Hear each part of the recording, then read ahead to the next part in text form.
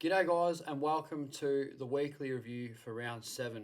And to be honest, I wasn't even going to upload this one. I thought, far out, if you score below 2,000, what is the point of uploading a video? But I thought, may as well. Look, not flush, is it? What do you do about it?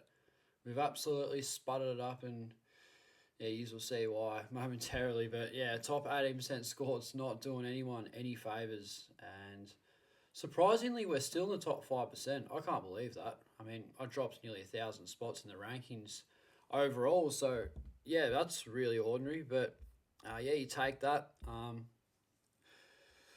know I'm doing that. Yeah, you take that every day of the week. And to be honest, this score's probably put a dagger in the chances of me making the top 1%.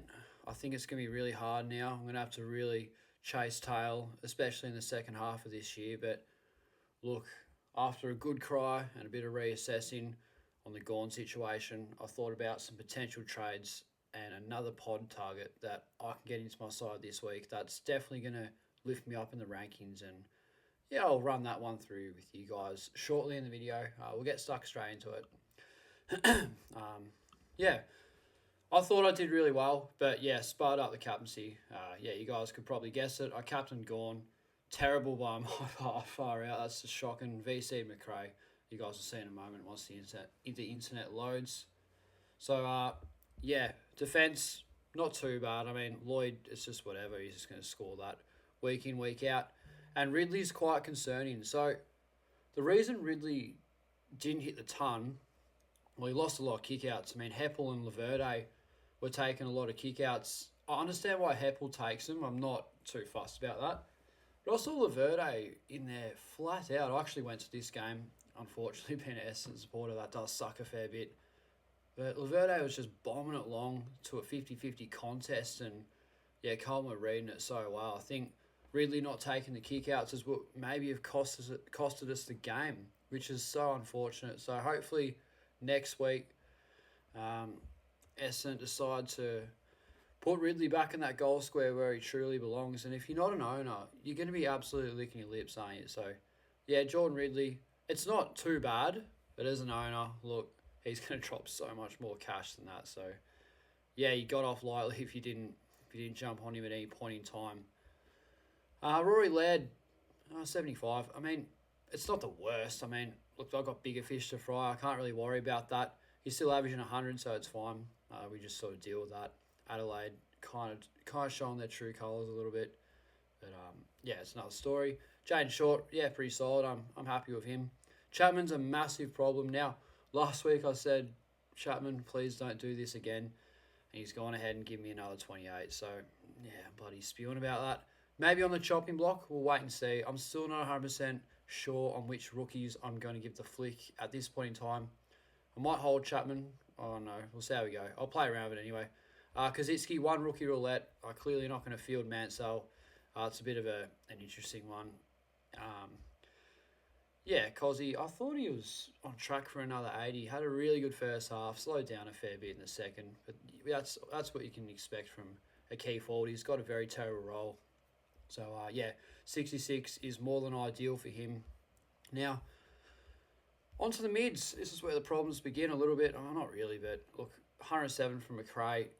Look, in theory, you're just not going to take that. I mean, you can do so much better than 107 with the captaincy, but this is a situation where it can really come back and bite you in the arse. So I put the C on Gawn. As you can see, he scored 63. And the reason I did that was, I think it was 2019, round 23, just going back now. I think they played North Melbourne, went up against Goldstein. I'm struggling to talk tonight. And scored 212 points. So I thought there was every bit of chance. I know Goldie's a pretty good ruckman in glimpses, but I was backing him in. I'm like, surely he's got more than 107 in him. But unfortunately, that just wasn't the case, and I paid for that big time, really. It's probably going to cost me the whole season, but look, I do plan to bounce back. So, yeah. And, yeah, McRae and Steele, look, if you don't have these fellas, look, next 2 weeks, you can really target them in because they're going to drop a little bit of cash, maybe 20 or 30K. So, Yeah, good time to jump on those two if you don't have them already. Surely you've got at least one of them, but yeah, whatever one you're missing, you can get them in your side the next couple of weeks. My pod Jared Lyons. Yeah, really happy with this pick. Absolutely wrapped with it. So I'm surprised he went 122 because not that many blokes were checked because no one owns the bloke.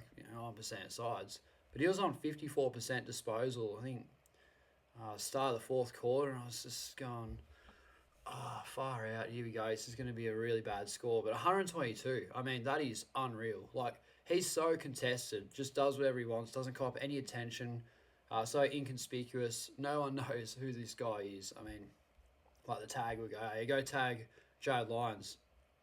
Yeah, right. Who's that? He's just one of those blokes. So, yeah, really happy with Jared Lyons. The only thing I am concerned about is I had the choice between he and Welsh, and in hindsight, I probably should have picked Welsh. I really did think about it. I thought, yeah, I'd love to have him in my side. But the fact of the matter is, I've talked Lyons up for years now. He's been one of my favourite pods. Every pod discussion he's featured. But for some reason or another, I've just never selected him. So I think I owe him that much. And, yeah, he deserves a bit more credit. So I thought, yeah, I'll pick with my heart over my head. And I pick Lyons. And, yeah, I can jump on Welsh another week. Hopefully he gets a high break even soon. Piggy Oliver's really solid. Yeah, consistent, and yeah, we love that from him. And Zachary, not bad. Like, I'm taking a 107. Watching the game, Kerno just wore him like a glove, which is annoying. I don't really like that. So, but yeah, I'm taking that every day of the week. And rookies down here. I mean, thank God for these midfield rookies, man, because we are just getting smashed left, right, and centre with these rookies. I mean, look at the forward line; it just shows terrible stuff. But yeah.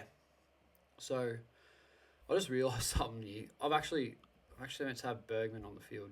I don't know what I was thinking. Yeah. That's not actually what happened. I was mucking around my team earlier on, trying to do stuff. Anyway, yeah, so rookie's really good. So, power owners, which is everyone. I think I didn't watch this game because I was on the train at the time. I'm pretty sure he's got a concussion. He's going to miss 1 week. So, look, on that, he's got so much coin to make. And in the situation we're in, I think we just chuck him on the bench for a week and he'll come back and respond because, yeah, he's got so much coin to be made. 97, he's done a few hundreds here and there, and, yeah, that's saved us, really.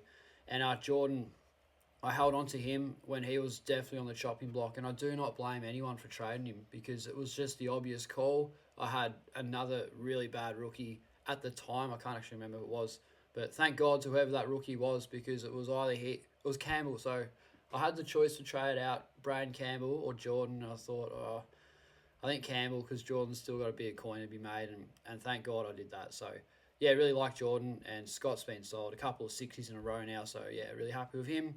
And the bench is pretty bad. I just want Downey to play so much, man. I mean, deserves a game, high ceiling, and I can't believe I started the bloke. Yeah, terrible call. And Sam Berry, I think I traded him this week. Yeah, I'm not really happy with this selection, but that's all right. And yeah, Rux, we all know what happened. I mean, yeah, Gawn, terrible. But yeah, we'll just try to be safe and conservative for next time. But yeah, you can't really, like, that's just pure unluck, really. It's not every day McRae and Gawn sputtered up in the same week. So yeah, it probably won't happen again. And there's Grundy for 144. That was clearly the best VC option. Didn't really think much about it, so I just flipped the coin and went, yeah, we'll go McRae over Grundy, and that was the wrong call.